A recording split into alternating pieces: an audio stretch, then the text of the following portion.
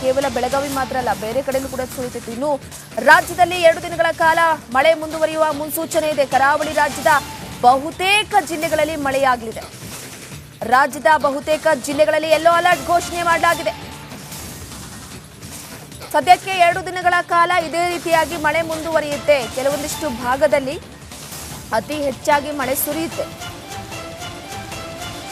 ಹಾಗಾಗಿ yellow alert ಘೋಷಣೆ ಮಾಡಲಾಗಿದೆ. ಅದರಲ್ಲೂ ಕೂಡ ಕರಾವಳಿ ಭಾಗಕ್ಕೆ ರಾಜ್ಯದಾದ್ಯಂತ ಹಲವೆಡೆ ಸಾಕಷ್ಟು ಮಳೆಯಾಗಿದೆ. ಒಂದು ಕಡೆ ಬಿಸಿಲ ಬೇಗೆಗೆ ಬೇಯ್ತಾ ಇದ್ದಂತಹ ಜನರಿಗೆ ಮಳೆರಾಯ ತಂಪೆರದ ಅಂತ ಅಂದ್ಕೊಂಡ್ರೆ ಆ ಮಳೆಯೇ ಈಗ ಅವಾಂತರವಾಗಿ ಪರಿವರ್ತನೆ ಆಗಿದೆ.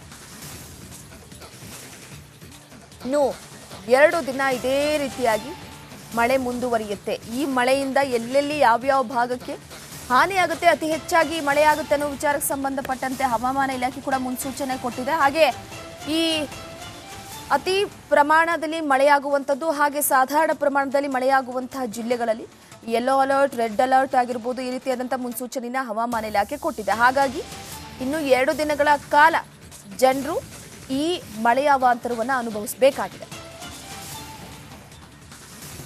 ಕೇವಲ ಬೆಳಗಾವಿ ಮಾತ್ರ ಅಲ್ಲ, ಬೇರೆ ಕಡೆಯೂ ಕೂಡ ಸುರಿಯುತ್ತಿತ್ತು. ಇನ್ನು ರಾಜ್ಯದಲ್ಲಿ 2 ದಿನಗಳ ಕಾಲ ಮಳೆ ಮುಂದುವರಿಯುವ ಮುನ್ಸೂಚನೆ ಇದೆ. ಕರಾವಳಿ ರಾಜ್ಯದ ಬಹುತೇಕ ಜಿಲ್ಲೆಗಳಲ್ಲಿ ಮಳೆಯಾಗಲಿದೆ. ರಾಜ್ಯದ ಬಹುತೇಕ ಜಿಲ್ಲೆಗಳಲ್ಲಿ ಯೆಲ್ಲೋ ಅಲರ್ಟ್ ಘೋಷಣೆ ಮಾಡಲಾಗಿದೆ.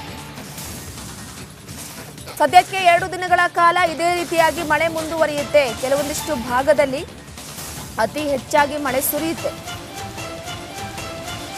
ಹಾಗಾಗಿ ಯೆಲ್ಲೋ ಅಲರ್ಟ್ ಘೋಷಣೆ ಮಾಡಲಾಗಿದೆ. ಅದರಲ್ಲೂ ಕೂಡ ಕರಾವಳಿ ಭಾಗಕ್ಕೆ ರಾಜ್ಯದಾದ್ಯಂತ ಹಲವೆಡೆ ಸಾಕಷ್ಟು ಮಳೆಯಾಗಿದೆ. ಒಂದು ಕಡೆ ಬಿಸಿಲ ಬೇಗೆಗೆ ಬೇಯ್ತಾ ಇದ್ದಂತಹ ಜನರಿಗೆ ಮಳೆರಾಯ ತಂಪೆರದ ಅಂತ ಅಂದ್ಕೊಂಡ್ರೆ ಆ ಮಳೆಯೇ ಈಗ ಅವಾಂತರವಾಗಿ ಪರಿವರ್ತನೆ ಆಗಿದೆ.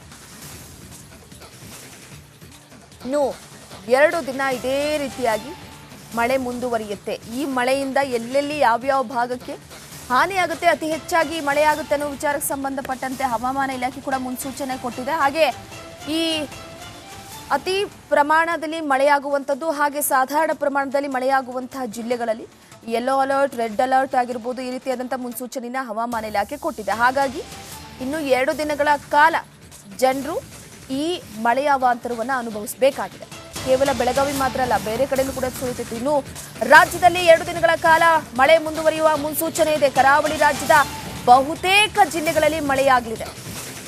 ರಾಜ್ಯದ ಬಹುತೇಕ ಜಿಲ್ಲೆಗಳಲ್ಲಿ ಯೆಲ್ಲೋ ಅಲರ್ಟ್ ಘೋಷಣೆ ಮಾಡಲಾಗಿದೆ. ಸದ್ಯಕ್ಕೆ 2 ದಿನಗಳ ಕಾಲ ಇದೇ ರೀತಿಯಾಗಿ ಮಳೆ ಮುಂದುವರಿಯುತ್ತೆ. ಕೆಲವೊಂದಿಷ್ಟು ಭಾಗದಲ್ಲಿ ಅತಿ ಹೆಚ್ಚಾಗಿ ಮಳೆ ಸುರಿಯುತ್ತೆ.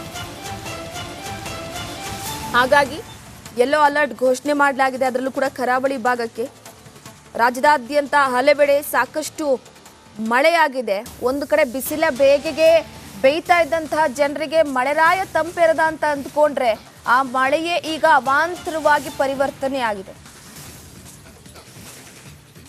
ಇನ್ನು 2 ದಿನ ಇದೇ ರೀತಿಯಾಗಿ ಮಳೆ ಮುಂದುವರಿಯುತ್ತೆ. ಈ ಮಳೆಯಿಂದ ಎಲ್ಲೆಲ್ಲಿ ಯಾವ್ಯಾವ ಭಾಗಕ್ಕೆ ಹಾನಿಯಾಗುತ್ತೆ, ಅತಿ ಹೆಚ್ಚಾಗಿ ಮಳೆಯಾಗುತ್ತೆ ಅನ್ನೋ ವಿಚಾರಕ್ಕೆ ಸಂಬಂಧಪಟ್ಟಂತೆ ಹವಾಮಾನ ಇಲಾಖೆ ಕೂಡ ಮುನ್ಸೂಚನೆ ಕೊಟ್ಟಿದೆ. ಹಾಗೆ ಈ ಅತಿ ಪ್ರಮಾಣದಲ್ಲಿ ಮಳೆಯಾಗುವಂಥದ್ದು ಹಾಗೆ ಸಾಧಾರಣ ಪ್ರಮಾಣದಲ್ಲಿ ಮಳೆಯಾಗುವಂತಹ ಜಿಲ್ಲೆಗಳಲ್ಲಿ ಯೆಲ್ಲೋ ಅಲರ್ಟ್, ರೆಡ್ ಅಲರ್ಟ್ ಆಗಿರ್ಬೋದು, ಈ ರೀತಿಯಾದಂಥ ಮುನ್ಸೂಚನೆಯನ್ನು ಹವಾಮಾನ ಇಲಾಖೆ ಕೊಟ್ಟಿದೆ. ಹಾಗಾಗಿ ಇನ್ನು 2 ದಿನಗಳ ಕಾಲ ಜನರು ಈ ಮಳೆಯ ಅವಾಂತರವನ್ನು ಅನುಭವಿಸಬೇಕಾಗಿದೆ.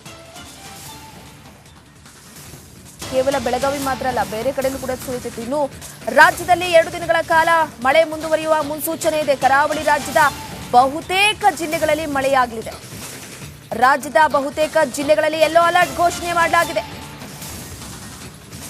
ಸದ್ಯಕ್ಕೆ 2 ದಿನಗಳ ಕಾಲ ಇದೇ ರೀತಿಯಾಗಿ ಮಳೆ ಮುಂದುವರಿಯುತ್ತೆ. ಕೆಲವೊಂದಿಷ್ಟು ಭಾಗದಲ್ಲಿ ಅತಿ ಹೆಚ್ಚಾಗಿ ಮಳೆ ಸುರಿಯುತ್ತೆ. ಹಾಗಾಗಿ ಯೆಲ್ಲೋ ಅಲರ್ಟ್ ಘೋಷಣೆ ಮಾಡಲಾಗಿದೆ. ಅದರಲ್ಲೂ ಕೂಡ ಕರಾವಳಿ ಭಾಗಕ್ಕೆ ರಾಜ್ಯದಾದ್ಯಂತ ಹಲವೆಡೆ ಸಾಕಷ್ಟು ಮಳೆಯಾಗಿದೆ.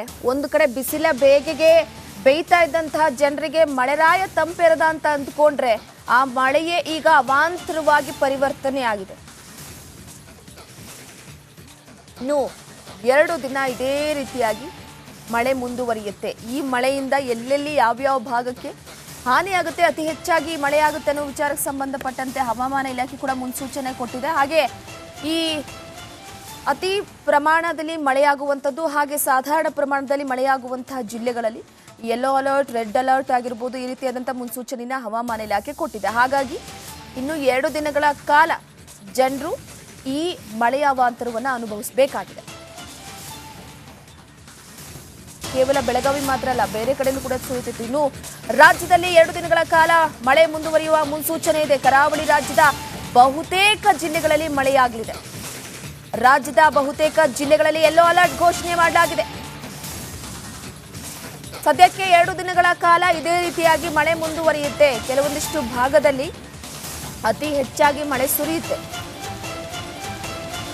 ಹಾಗಾಗಿ ಯೆಲ್ಲೋ ಅಲರ್ಟ್ ಘೋಷಣೆ ಮಾಡಲಾಗಿದೆ. ಅದರಲ್ಲೂ ಕೂಡ ಕರಾವಳಿ ಭಾಗಕ್ಕೆ ರಾಜ್ಯದಾದ್ಯಂತ ಹಲವೆಡೆ ಸಾಕಷ್ಟು ಮಳೆಯಾಗಿದೆ.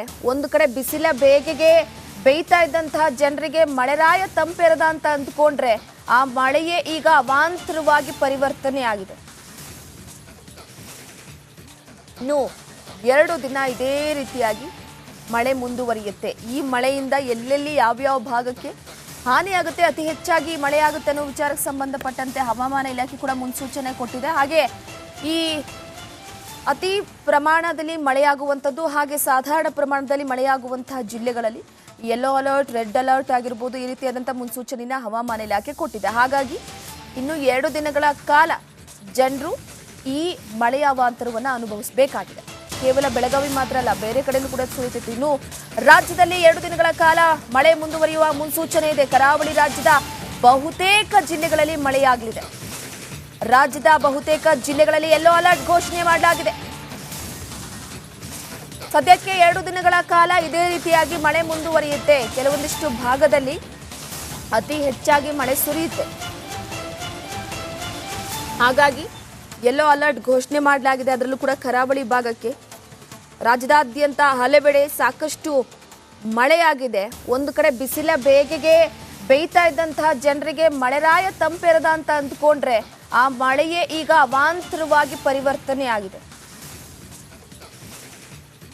ಇನ್ನು 2 ದಿನ ಇದೇ ರೀತಿಯಾಗಿ ಮಳೆ ಮುಂದುವರಿಯುತ್ತೆ. ಈ ಮಳೆಯಿಂದ ಎಲ್ಲೆಲ್ಲಿ ಯಾವ್ಯಾವ ಭಾಗಕ್ಕೆ ಹಾನಿಯಾಗುತ್ತೆ, ಅತಿ ಹೆಚ್ಚಾಗಿ ಮಳೆಯಾಗುತ್ತೆ ಅನ್ನೋ ವಿಚಾರಕ್ಕೆ ಸಂಬಂಧಪಟ್ಟಂತೆ ಹವಾಮಾನ ಇಲಾಖೆ ಕೂಡ ಮುನ್ಸೂಚನೆ ಕೊಟ್ಟಿದೆ. ಹಾಗೆ ಈ ಅತಿ ಪ್ರಮಾಣದಲ್ಲಿ ಮಳೆಯಾಗುವಂಥದ್ದು ಹಾಗೆ ಸಾಧಾರಣ ಪ್ರಮಾಣದಲ್ಲಿ ಮಳೆಯಾಗುವಂತಹ ಜಿಲ್ಲೆಗಳಲ್ಲಿ ಯೆಲ್ಲೋ ಅಲರ್ಟ್, ರೆಡ್ ಅಲರ್ಟ್ ಆಗಿರ್ಬೋದು, ಈ ರೀತಿಯಾದಂಥ ಮುನ್ಸೂಚನೆಯನ್ನ ಹವಾಮಾನ ಇಲಾಖೆ ಕೊಟ್ಟಿದೆ. ಹಾಗಾಗಿ ಇನ್ನು 2 ದಿನಗಳ ಕಾಲ ಜನರು ಈ ಮಳೆಯ ಅವಾಂತರವನ್ನು ಅನುಭವಿಸಬೇಕಾಗಿದೆ.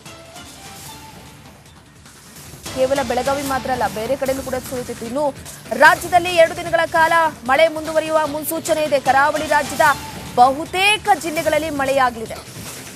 ರಾಜ್ಯದ ಬಹುತೇಕ ಜಿಲ್ಲೆಗಳಲ್ಲಿ ಯೆಲ್ಲೋ ಅಲರ್ಟ್ ಘೋಷಣೆ ಮಾಡಲಾಗಿದೆ. ಸದ್ಯಕ್ಕೆ 2 ದಿನಗಳ ಕಾಲ ಇದೇ ರೀತಿಯಾಗಿ ಮಳೆ ಮುಂದುವರಿಯುತ್ತೆ. ಕೆಲವೊಂದಿಷ್ಟು ಭಾಗದಲ್ಲಿ ಅತಿ ಹೆಚ್ಚಾಗಿ ಮಳೆ ಸುರಿಯುತ್ತೆ. ಹಾಗಾಗಿ ಯೆಲ್ಲೋ ಅಲರ್ಟ್ ಘೋಷಣೆ ಮಾಡಲಾಗಿದೆ. ಅದರಲ್ಲೂ ಕೂಡ ಕರಾವಳಿ ಭಾಗಕ್ಕೆ ರಾಜ್ಯದಾದ್ಯಂತ ಹಲವೆಡೆ ಸಾಕಷ್ಟು ಮಳೆಯಾಗಿದೆ. ಒಂದು ಕಡೆ ಬಿಸಿಲ ಬೇಗೆಗೆ ಬೇಯ್ತಾ ಇದ್ದಂತಹ ಜನರಿಗೆ ಮಳೆರಾಯ ತಂಪೆರದ ಅಂತ ಅಂದ್ಕೊಂಡ್ರೆ, ಆ ಮಳೆಯೇ ಈಗ ಅವಾಂತರವಾಗಿ ಪರಿವರ್ತನೆ ಆಗಿದೆ.